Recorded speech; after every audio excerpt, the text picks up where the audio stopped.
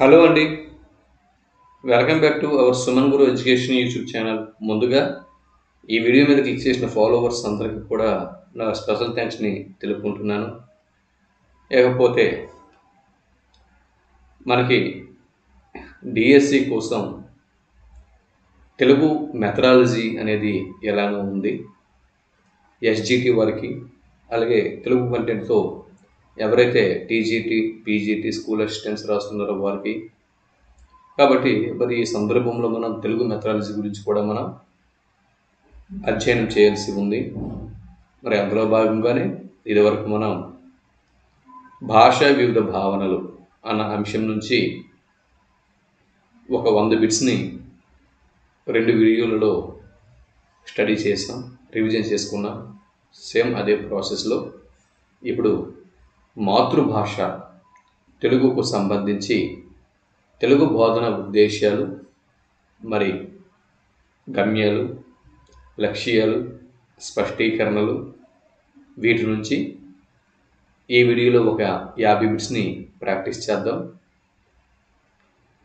దాని తర్వాత ఇంకా అవసరమైతే మరొక వీడియోలో ఇంకొక 50 బిట్స్ అందిస్తాను. ఇంకా సుత్తి లేకుండా టైం వేస్ట్ చేయకుండా నేరుగా మనం ప్రాక్టీస్ బిట్స్లోకి వెళ్ళిపోదాం. ఇకపోతే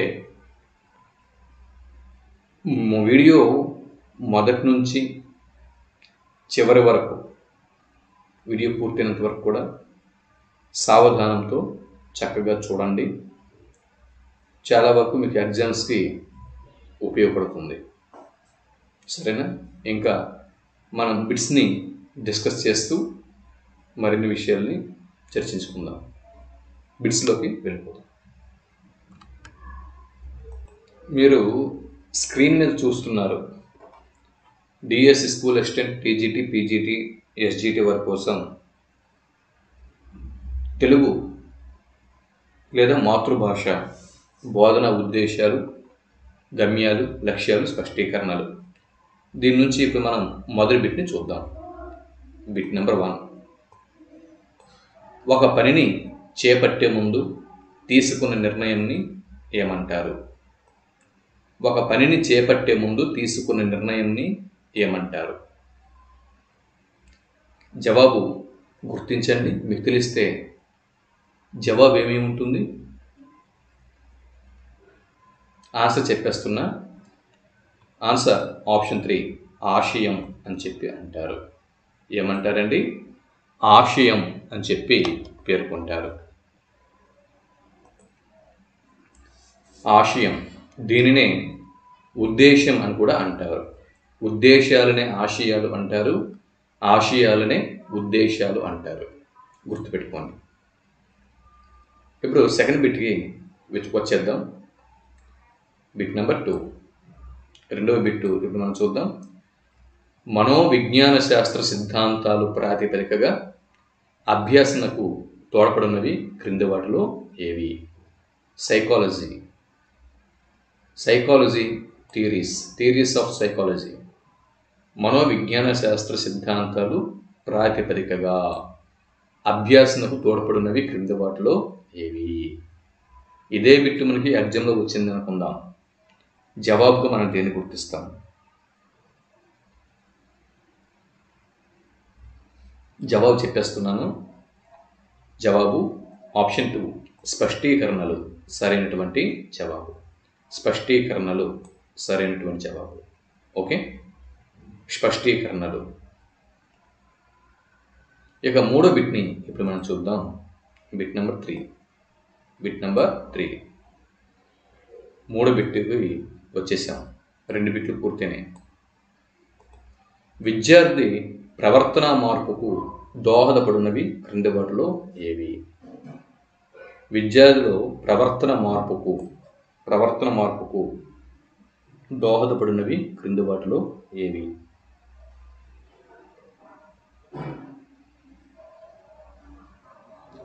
జవాబు చెప్పేస్తున్నా. జవాబు లక్ష్యాలు మరియు స్పష్టీకరణలు. కాబట్టి ఆప్షన్ 4 సరైనటువంటి జవాబు. లక్ష్యాలు మరియు స్పష్టీకరణలు విద్యార్థి ప్రవర్తన మార్పుకు దోహదపడతాయి. ఓకేనా? ఇంకా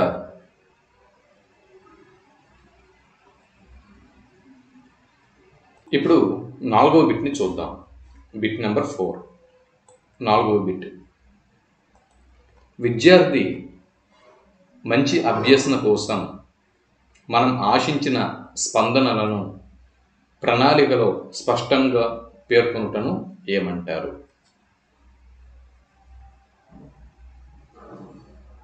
విద్యార్థి నుంచి మంచి కాదండి, 1 మినిట్ ఆగండి. ఓకే, విద్యార్థి యొక్క మంచి అభ్యసనం కోసం, విద్యార్థి యొక్క మంచి అభ్యసనం కోసం మనం ఆశించిన స్పందనలను ప్రణాళికలో స్పష్టంగా పేర్కొనుటను ఏమంటారు? జవాబు చెప్పేస్తున్నా. ఆప్షన్ 2 స్పష్టీకరణలు సరైనటువంటి జవాబు. విద్యార్థి యొక్క మంచి అభ్యసనం కోసం మనం ఆశించిన స్పందనలను ప్రణాళికలో స్పష్టంగా పేర్కొనుటను స్పష్టీకరణలు అని చెప్పి అంటారు. 5వ బిట్ని ఇప్పుడు మనం చూద్దాం. Bit number 5. బోధనా లక్ష్యాలను మొట్టమొదట విశ్లేషించిన వారు క్రింది వారిలో ఎవరు? బోధనా లక్ష్యాలను మొట్టమొదట విశ్లేషించిన వారు క్రింది వారిలో ఎవరు? ఎవరై ఉంటారు? మీకు తెలుసు, ఆన్సర్ కామన్ బాక్స్లో చెప్పండి. బోధనా లక్ష్యాలను మొట్టమొదట విశ్లేషించిన వారు ఆప్షన్ 3 బెంజమిన్ బ్లూమ్. సరైనటువంటి జవాబు బెంజమిన్ బ్లూమ్. బెంజమిన్ బ్లూమ్ అని అతడు టాక్సానమీ ఆఫ్ ఎడ్యుకేషనల్ ఆబ్జెక్టివ్స్ అన్న గ్రంథంలో బెంజమిన్ బ్లూమ్స్ బోధనా లక్ష్యాలను మొట్టమొదట విశ్లేషించారు. ఆయన రచించిన గ్రంథం గురించి బిట్ రావచ్చు, గుర్తుపెట్టుకోండి.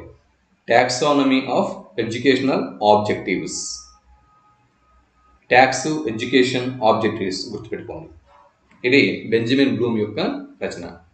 దీనిలో బోధనా లక్ష్యాలను మొట్టమొదట బెంజమిన్ బ్లూమ్ విశ్లేషించారు. ఇప్పుడు బిట్ నెంబర్ 6. క్రింది వాటిలో సత్య ప్రవచనను గుర్తించండి. అంటే కరెక్ట్ స్టేట్మెంట్ ఏదో గుర్తించండి.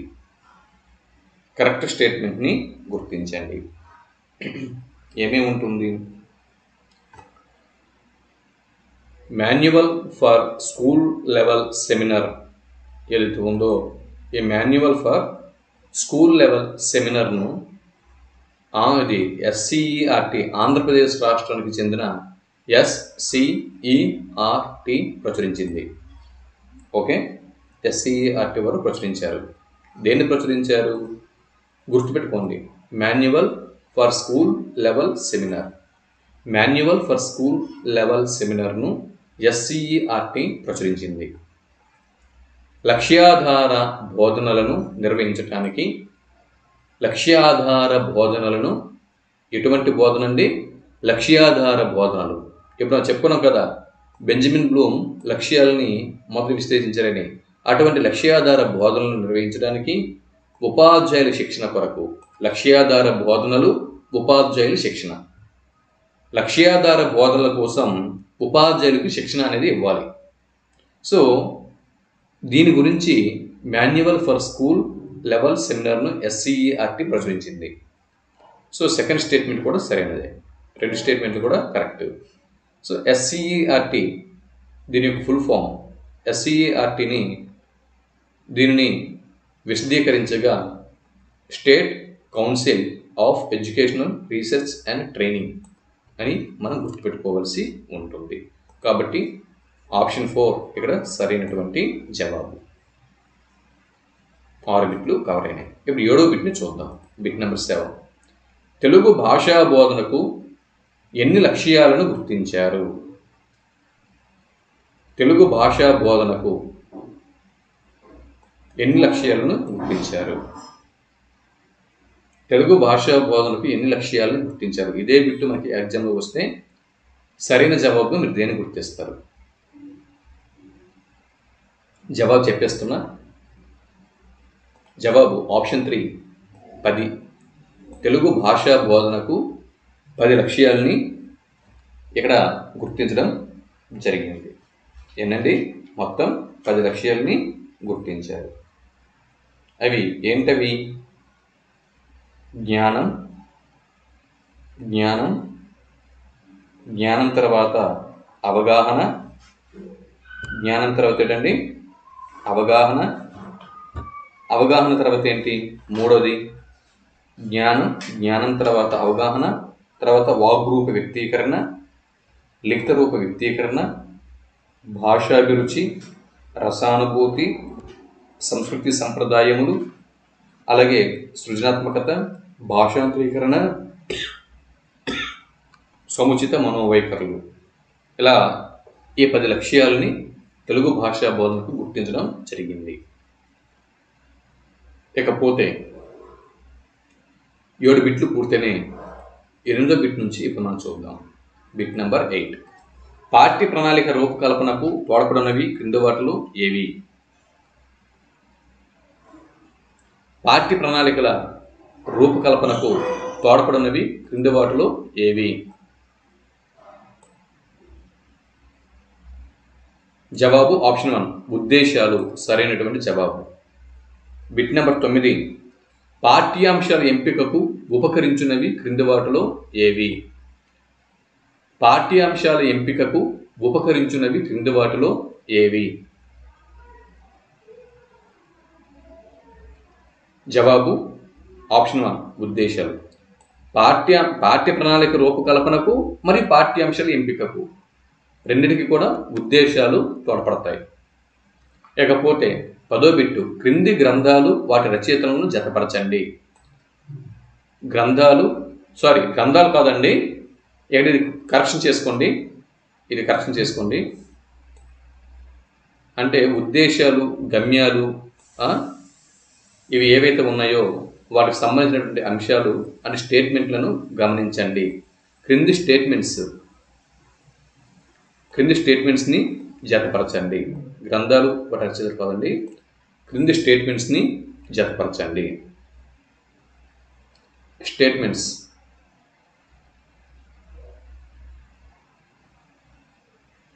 చూడండి. ఉద్దేశాలు మరియు గమ్యాల నుంచి ఏం ఆవిర్భవిస్తాయి? ఉద్దేశాల నుంచి, గమ్యాల నుంచి లక్ష్యాలు అనేవి ఆవిర్భవిస్తాయి. అవునా? ఉద్దేశాల నుంచి, గమ్యాల నుంచి ఏం ఆవిర్భవిస్తాయి అండి? లక్ష్యాలు అనేవి ఆవిర్భవిస్తాయి. ఆశయాల విస్తృత వ్యక్తీకరణలు అని గమ్యాలని పేర్కొంటారు. ఆశయాల యొక్క విస్తృత వ్యక్తీకరణలు అని గమ్యాలని పేర్కొంటారు. దీర్ఘకాలంలో సాధించదగినవి ఉద్దేశాలు. దీర్ఘకాలంలో సాధించదగినవి అని ఉద్దేశాలని పేర్కొంటారు. బోధనా లక్ష్యాల సూక్ష్మ రూపాలు అని స్పష్టీకరణల్ని పేర్కొంటారు. బోధనా లక్ష్యాల సూక్ష్మ రూపాలు అని స్పష్టీకరణల్ని పేర్కొంటారు. ఓకే, సో ఇప్పుడు ఆప్షన్ 2 సరైనటువంటి జవాబు అవుతుంది. Bit number 11. క్రింది వాటిలో సత్య ప్రవచనాన్ని గుర్తించండి.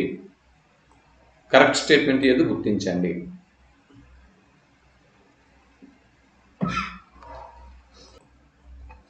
ఉద్దేశాలను ఆశయాలు అంటారు. ఈ వీడియో ప్రారంభంలోనే చెప్పుకున్నాం కాబట్టి స్టేట్మెంట్ 1 కరెక్ట్. మరి గమ్యాలని ధ్యేయాలు అనొచ్చా? గమ్యాలని ధ్యేయాలు అని చెప్పి అనొచ్చా? ఒకవేళ అనొచ్చు అనుకుందాం. ఓకే, అనొచ్చు అనుకుందాం. ఏంటి అనొచ్చు? ఉద్దేశాలను ఆశయాలు అనుకుంటే గమ్యాలను ధ్యేయాలు అని అంటారు. ఆశయాలు అనగా ఉద్దేశాలు, ధ్యేయాలు అనగా గమ్యాలు. కాబట్టి ఇక్కడ ఆప్షన్ 3 సరైనటువంటి జవాబు. 11 బిట్లు పూర్తి చేసుకున్నాం. ఇకపోతే బిట్ నెంబర్ 12. బోధనా లక్ష్యాలను ప్రవర్తన రూపంలో వివరించేవి క్రింది వాటిలో ఏవి? ఈ బోధనా లక్ష్యాలు ఏవైతే ఉన్నాయో ఈ బోధనా లక్ష్యాలను ప్రవర్తన రూపంలో వివరించేవి క్రింది వాటిలో ఏవి? బోధనా లక్ష్యాలను ప్రవర్తన రూపంలో వివరించేవి క్రింది వాటిలో ఏవి? గుర్తించండి. ఇదే బిట్ మనకు అడిగితే సరైన జవాబుగా మీరు దేన్ని గుర్తిస్తారు? జవాబు చెప్పేస్తున్నాను. జవాబు ఆప్షన్ 4 స్పష్టీకరణలు సరైనటువంటి జవాబు. బోధన లక్ష్యాలను ప్రవర్తన రూపంలో వివరించేవి స్పష్టీకరణలు. మరి మూల్యాంకనంలో ఎవాల్యుయేషన్, మూల్యాంకనం ఇంగ్లీష్లో ఏమంటారండి? ఎవాల్యుయేషన్. ఈ మూల్యాంకనంలో ప్రశ్నల తయారీకి తోడ్పడినవి ఏవి? ఎవాల్యుయేషన్లో ప్రశ్నల తయారీకి తోడ్పడినవి ఏవి? మూల్యాంకనంలో ప్రశ్నల తయారీకి తోడ్పడినవి ఏవి? జవాబు చెప్పేస్తున్నా. ఆప్షన్ 4 స్పష్టీకరణలు సరైనటువంటి జవాబు. స్పష్టీకరణలు. 14వ బిట్ని ఇప్పుడు మనం చూద్దాం. Bit number 14. ఉత్తమ విద్యా విధానానికి ఆధారం. ఉత్తమ విద్యా విధానానికి ఆధారం. గుర్తించండి. ఉత్తమ విద్యా విధానానికి ఆధారం. జవాబు ఆప్షన్ 3 లక్ష్యాలు మరియు స్పష్టీకరణలు సరైనటువంటి జవాబు. లక్ష్యాలు మరియు స్పష్టీకరణలు. 15వ బిట్టు. ఉపాధ్యాయుడు సమగ్రంగా బోధించుటకు కావలసింది. ఉపాధ్యాయుడు సమగ్రంగా బోధించుటకు కావలసింది ఏది? జవాబు ఆప్షన్ 3 లక్ష్యాలు మరియు స్పష్టీకరణలు సరైనటువంటి జవాబు. లక్ష్యాలు స్పష్టీకరణలు ఎవరికి సంబంధించినవి? లక్ష్యాలు మరియు స్పష్టీకరణలు ఇవి ఎవరికి సంబంధించినవి? ఇది ప్రశ్న. జవాబు గుర్తించండి. లక్ష్యాలు స్పష్టీకరణలు ఎవరికి సంబంధించినవి? జవాబు చెప్పేస్తున్నా. విద్యార్థికి మరియు ఉపాధ్యాయునికి ఇరువురికి సంబంధించినవి కాబట్టి ఆప్షన్ 3 సరైనటువంటి జవాబు. లక్ష్యాలు మరియు స్పష్టీకరణలు అనేవి అటు ఉపాధ్యాయుడికి బోధనలోను విద్యార్థికి అభ్యసనంలోను ఇరువురికి ఇవి సంబంధించినవి కాబట్టి ఆప్షన్ 3 సరైనటువంటి జవాబు. 17వ బిట్ని ఎప్పుడు మనం చూద్దాం. ఖాళీలు పూరించుటకు అడిగిన ప్రశ్న ఖాళీలను పూరించండి, ఖాళీలను పూరించండి అని ప్రశ్నలు అడిగారు అనుకుందాం. ఇవి ఏ స్పష్టీకరణకు సంబంధించినవి? ఇవి విద్యార్థిలో ఏ స్పష్టీకరణలను రాబడతాయి? జవాబు గుర్తించండి. జవాబు ఆప్షన్ 1 జ్ఞప్తికి తెచ్చుకోవటం సరైనటువంటి జవాబు. జ్ఞప్తికి తెచ్చుకోవటం. ఇప్పుడు 18వ బిట్ని చూద్దాం. 17 బిట్లు పూర్తినాయి. 18వ బిట్ని చూద్దాం. Bit number 18. గుర్తించడం అనేటటువంటి ఈ స్పష్టీకరణ, గుర్తించడం అనేటటువంటి ఈ స్పష్టీకరణ ఏ లక్ష్యానికి చెందుతుంది? గుర్తించడం అనేటటువంటిది ఇది ఒక స్పష్టీకరణ. గుర్తించడం అనేది స్పష్టీకరణ. ఇది ఏ లక్ష్యానికి చెందుతుంది? జవాబు చెప్పండి. జవాబు చెప్పేస్తున్నా. ఆప్షన్ 4 జ్ఞానం సరైనటువంటి జవాబు. జ్ఞానం అన్న లక్ష్యానికి సంబంధించినది. జ్ఞానం అన్న లక్ష్యంలో గుర్తించడం అనే స్పష్టీకరణ అనేది స్పష్టంగా ఇక్కడ ఉంటుంది. ఓకే, అంటే జ్ఞప్తికి తెచ్చుకోవటం మరియు ఆయా సందర్భాల్లో గుర్తించడం ఈ రెండు కూడా జ్ఞానం అన్న స్పష్టీకరణకి చెందుతాయి అన్నమాట. జ్ఞానం అనే లక్ష్యానికి చెందుతాయి. ఇకపోతే బిట్ నెంబర్ 19 భాషాభిరుచి అనే లక్ష్యానికి ఒక స్పష్టీకరణలో, అంటే భాషాభిరుచి అనే లక్ష్యానికి ఒక స్పష్టీకరణ క్రింది వాటిలో ఏది? భాషాభిరుచి అనే లక్ష్యానికి ఒక స్పష్టీకరణ క్రింది వాటిలో ఏది? జవాబు చెప్పేస్తున్నా. ఆప్షన్ 1 విద్యార్థులు సాహితీ సమావేశంలో పాల్గొనట. విద్యార్థులు సాహితీ సమావేశాల్లో పాల్గొంటూ ఉన్నట్లయితే ఇది భాషాభిరుచి అన్నటువంటి ఈ లక్ష్యానికి సంబంధించినటువంటి స్పష్టీకరణగా మనం ఎగ్జామ్లో గుర్తించాల్సి ఉంటుంది. బిట్ నెంబర్ 20 20వ బిట్ని ఇప్పుడు మనం చూద్దాం. 20వ బిట్టు విద్యార్థులు పద్య గద్యములందరి అన్వయ క్రమంని తెలుపుట. విద్యార్థులు పద్య మరియు గద్యములు అందరి అన్వయ క్రమంని తెలుపుట అనేది ఏ లక్ష్యానికి చెందినటువంటి ఒక స్పష్టీకరణ? విద్యార్థులు పద్య గద్యములు అందరి అన్వయ క్రమాన్ని తెలుపుట ఇది ఏ లక్ష్యానికి చెందినటువంటి స్పష్టీకరణ? జవాబు చెప్పేస్తున్నా. ఆప్షన్ 3 అవగాహన అన్న లక్ష్యానికి చెందినటువంటి స్పష్టీకరణ ఇది. 20 బిట్లు పూర్తయినాయి. 21వ బిట్ని ఇప్పుడు మనం చూద్దాం. బిట్ నెంబర్ 21 ఉద్దేశాలు లేదా ఆశయాలు. ఉద్దేశాలని ఆశయాలని అంటాం అని చెప్పుకున్నాం కదా, వాటి లక్షణం ఏంటి?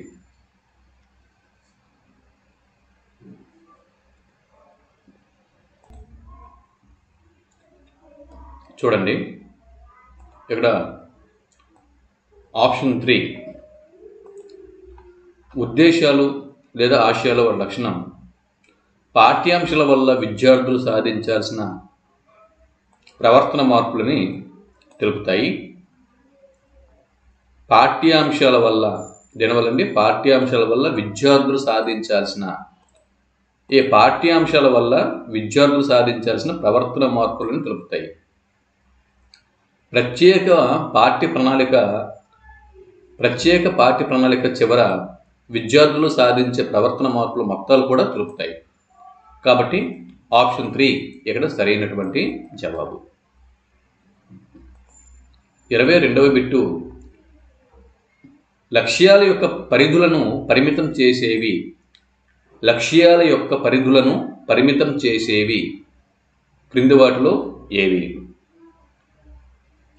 ఇదే బిట్టు ఎగ్జామ్లో వస్తే గమ్యాలు అని జవాబు గుర్తించాల్సి ఉంటుంది.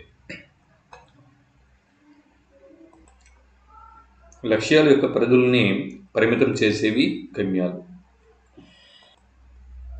ఇకపోతే 23వ బిట్టు బోధనా కృత్యానికి ప్రాతిపదికలు అని వేటిని పేర్కొంటారు? బోధన అనే కృత్యానికి ప్రాతిపదికలు అని వేటిని పేర్కొంటారు? జవాబు చెప్పేస్తున్నా. ఆప్షన్ 1 స్పష్టీకరణలు. 24వ బిట్ని ఇప్పుడు మనం చూద్దాం. బిట్ నెంబర్ 24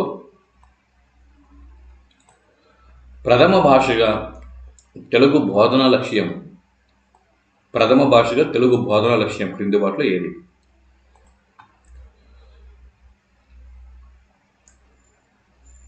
ప్రథమ భాషగా తెలుగు బోధనా లక్ష్యం క్రింది వాటిలో ఏది?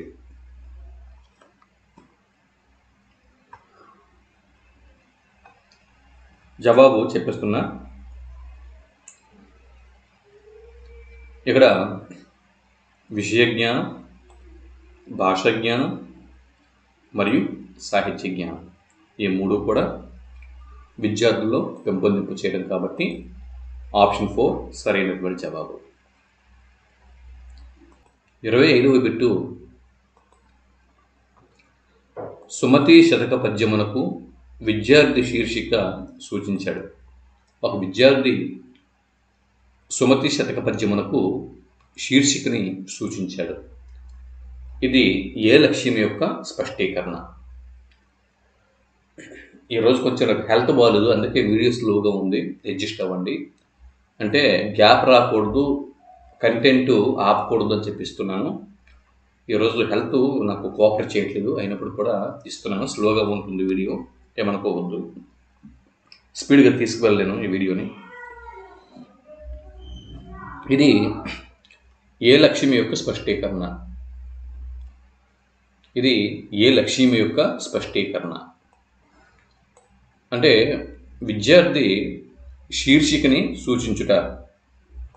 ఇక్కడ సుమతి శతకమా, వేమన శతకమా, దాశరథి శతకమా, లేదా నవల, నాటిక అవన్నీ మనకు అనవసరం. శీర్షికని సూచించుట, శీర్షికని సూచించుట అనేది ఇది ఒక స్పష్టీకరణ. అయితే ఈ స్పష్టీకరణ ఏ లక్ష్యానికి చెందినది, ఇది ముందు గుర్తుపెట్టుకోవడం చాలు. ఇవన్నీ మనకు అవసరం. జవాబు ఏమై ఉంటుంది చెప్పేస్తున్నా. ఆన్సరు జవాబు ఆప్షన్ 2 అవగాహన సరైనటువంటి జవాబు. అవగాహన. 26వ బిట్టు విద్యార్థులు సాహిత్య రచన చేస్తారు. అంటే స్టూడెంట్స్ వారు ఏదో సాహిత్య రచన చేస్తారు అనుకుందాం. ఇది ఏ లక్ష్యం? ఇది ఏ లక్ష్యం క్రిందకు వస్తుంది? జవాబు చెప్పిస్తున్నా. భాషాభిరుచి సరైనటువంటి జవాబు. ఆప్షన్ 3 సరైన జవాబు. 27వ బిట్టు ఉద్దేశము, గమ్యము, లక్ష్యము. వీటిలో ఈ మూడింట్లో దేనిని సాధించుట దుర్లభము?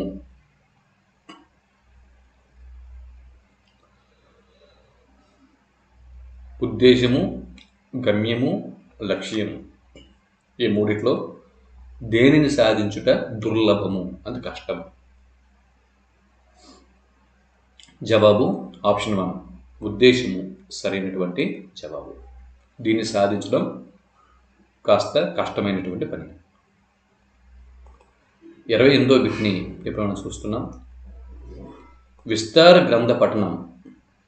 విస్తార గ్రంథ పఠనం అనేది ఒక స్పష్టీకరణ. విస్తార గ్రంథ పఠనము అనేది ఒక స్పష్టీకరణ. అయితే ఈ స్పష్టీకరణ ఏ లక్ష్యానికి చెందుతుంది? ఈ స్పష్టీకరణ ఏ లక్ష్యానికి చెందుతుంది? విస్తార గ్రంథ పఠనం అన్నటువంటి స్పష్టీకరణ ఏ లక్ష్యానికి చెందుతుంది? ఆప్షన్ 2 భాషాభిరుచి సరైనటువంటి జవాబు. 29వ బిట్టు క్రింది వాటిలో ఆదర్శవంతమైనది ఏది? క్రింది వాటిలో ఆదర్శవంతమైనది ఏది? జవాబు ఆప్షన్ 2 దేశం సరైనటువంటి జవాబు. బిట్ నెంబర్ 30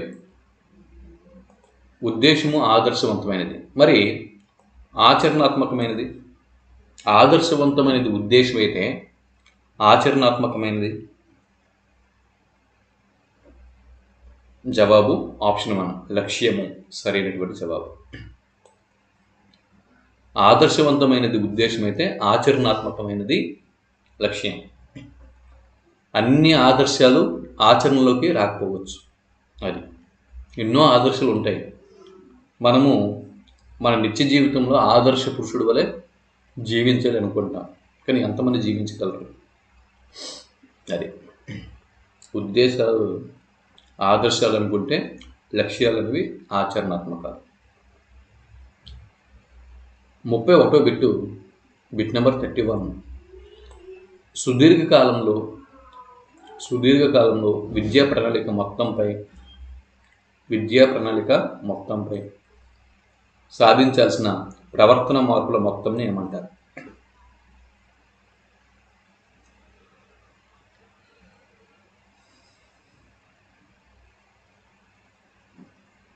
సుదీర్ఘకాలంలో విద్యా ప్రణాళిక మొత్తంపై సాధించాల్సిన ప్రవర్తన మార్పుల మొత్తం ఏమంటారు?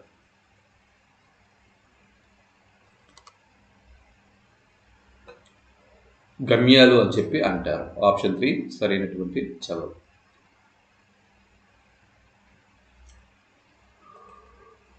బోధనా లక్ష్యాల సూక్ష్మ రూపాలు ఏవి? బోధనా లక్ష్యాల సూక్ష్మ రూపాలు అని వీటిని అంటారు. బోధన లక్ష్యాల యొక్క సూక్ష్మ రూపాలను వేటిని అంటారు? జవాబు ఆప్షన్ 4 స్పష్టీకరణలు సరైనటువంటి జవాబు. 33వ బిట్టు పాఠ్యాంశం, కవి పరిచయం, పూర్వగాథలు. పాఠ్యాంశం, కవి పరిచయం, పూర్వగాథలు ఇవి ఏ జ్ఞానంలోని అంశాలు?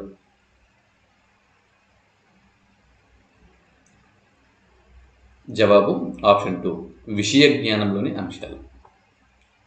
పాఠ్యాంశం, కవి పరిచయం, పూర్వగాథ లేదా నేపథ్యం ఇవన్నీ కూడా విషయ జ్ఞానంలోకి వస్తాయి.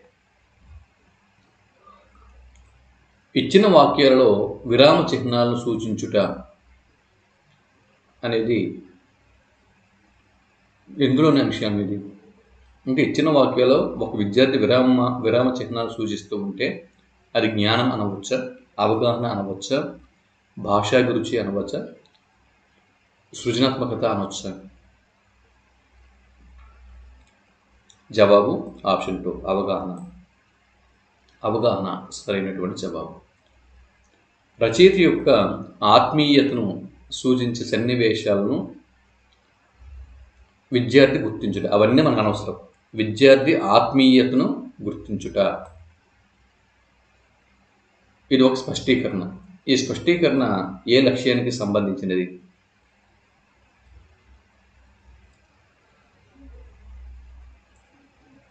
జవాబు ఆప్షన్ 2 రసానుభూతి సరైనటువంటి జవాబు. 36వ బిట్టు నిగూఢ అర్థాన్ని గ్రహించడం. నిగూఢ అర్థాన్ని గ్రహించడం అంటే ఒక స్పష్టీకరణ. ఇది ఏ లక్ష్యానికి చెందుతుంది? నిగూఢ అర్థాన్ని గ్రహించడం అనే స్పష్టీకరణ ఏ బోధన లక్ష్యానికి చెందుతుంది? జవాబు ఆప్షన్ 2 అవగాహన సరైనటువంటి జవాబు.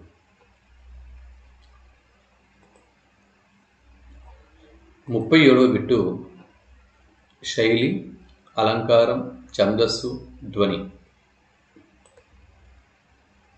శైలి, అలంకారం, ఛందస్సు, ధ్వని ఈ మొదలైనవి ఏ జ్ఞానంలోని అంశాలు?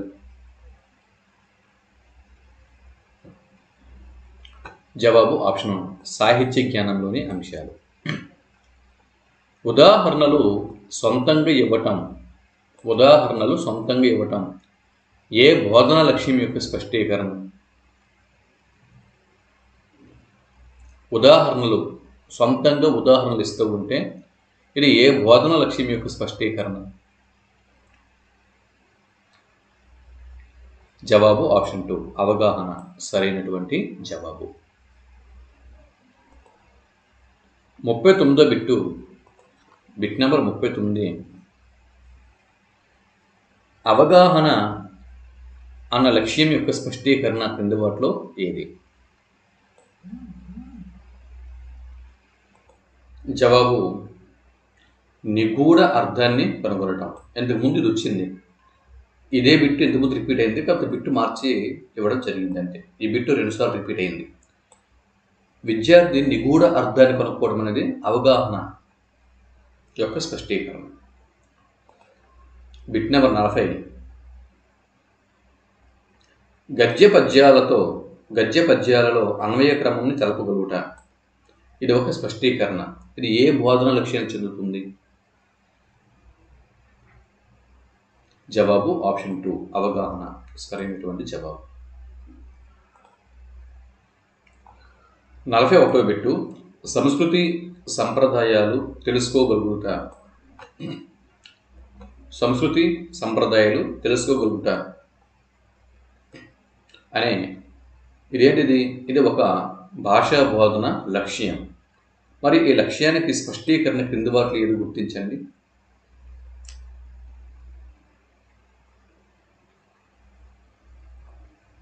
జవాబు ఆప్షన్ 4 పురాణ ఇతిహాసాలలోని విశేషాలను వివరించగలగడం. పురాణ ఇతిహాసాలలోని విశేష అంశాలను వివరించగలగడం సంస్కృతి సంప్రదాయాలు తెలుసుకోగలుగుట అన్న లక్ష్యానికి స్పష్టీకరణ.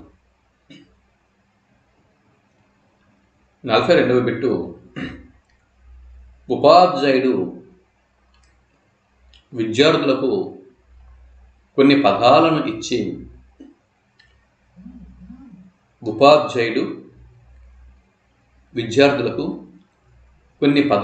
ఇచ్చి వాటిని ఏకలక్షణం గల సమూహాలుగా వర్గీకరించమనిన ఇది ఏ పరిధిలోకి వస్తుంది? కొన్ని పదాలను ఇచ్చి వాటిని ఏకలక్షణం గల సమూహాలుగా వర్గీకరించమని ఇచ్చారు. అంటే వర్గీకరణ అనేటటువంటి ఈ స్పష్టీకరణ ఏ లక్ష్యం పరిధిలోకి చేరుతుంది? ఇవన్నీ మనకు అనవసరం. ఉపాధ్యాయుడు విద్యార్థులు విసిరి కొన్ని పదాలు, ఏకలక్షణం, ఇవన్నీ మనకు అనవసరం. వర్గీకరణ ఇది గుర్తుపెట్టుకోండి. ఇది వర్గీకరణ అనేది ఒక స్పష్టీకరణ. ఇది ఏ లక్ష్యం పరిధిలోకి వస్తుంది? జవాబు ఆప్షన్ 2, అవగాహన అన్న లక్ష్యంలోకి వస్తుంది.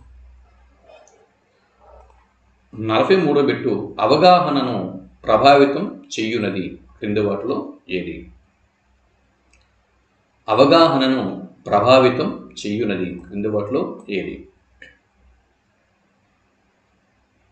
జవాబు ఆప్షన్ 2, జ్ఞానం సరైనటువంటి జవాబు.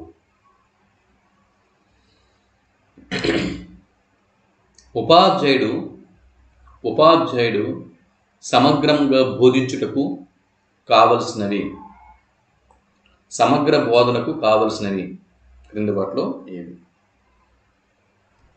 జవాబు ఆప్షన్ 2, లక్ష్యాలు మరియు స్పష్టీకరణలు సరైనటువంటి జవాబు. 45వ బిట్టు, బోధన ఉద్దేశాలు నెరవేరినప్పుడు కలిగే అనుభూతులను ఏమంటారు? బోధన ఉద్దేశాలు నెరవేరినప్పుడు కలిగే అనుభూతులను ఏమంటారు?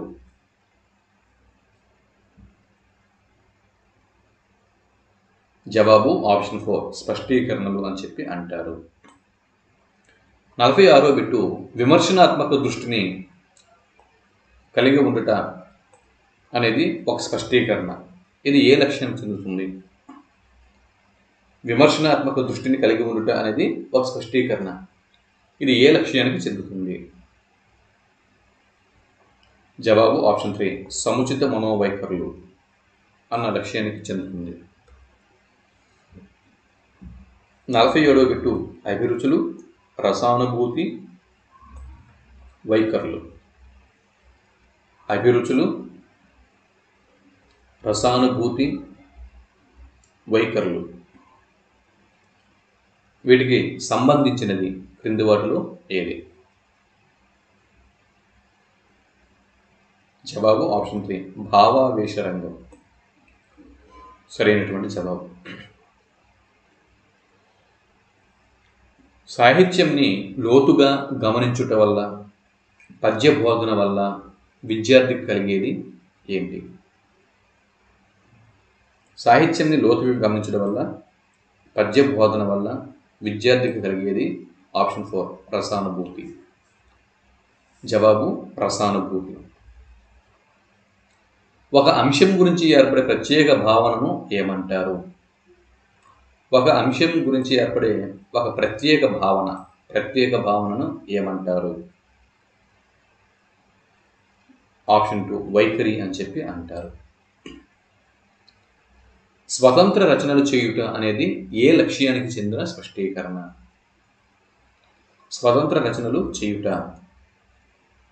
అనేది ఒక స్పష్టీకరణ. ఈ స్పష్టీకరణ ఏ లక్ష్యానికి చెందుతుంది? జవాబు ఆప్షన్ 2, సృజనాత్మకత. సొంతంగా ఏం చేసినా కూడా అది సృజనాత్మకత కిందకి వస్తుంది. ఓకే, ఇది ఇక్కడికి 50 బిట్లు మనం పూర్తి చేసుకున్నాం. ఇంకా అవసరం అనిపిస్తే మరిన్ని బిట్స్తో మరొక వీడియోలో వస్తాను. ఈరోజు హెల్త్ కొంచెం నాకు కోఆపరేట్ చేయడం వల్ల వీడియో డల్గా ఉంది, స్పీడ్గా చెప్పలేకపోయాను. సరే, ఏదైనప్పటికీ కూడా 50 బిట్లు సక్సెస్ఫుల్గా పూర్తి చేసుకున్నాం. దయచేసి ఈ వీడియోకి ఒక లైక్ ఇవ్వండి, మీ సపోర్ట్ ఇవ్వండి. మరింత మంచి కంటెంట్తో మరో వీడియోలో మళ్ళీ కలుద్దాం. అంతవరకు సెలవు. నమస్తే. జై హింద్.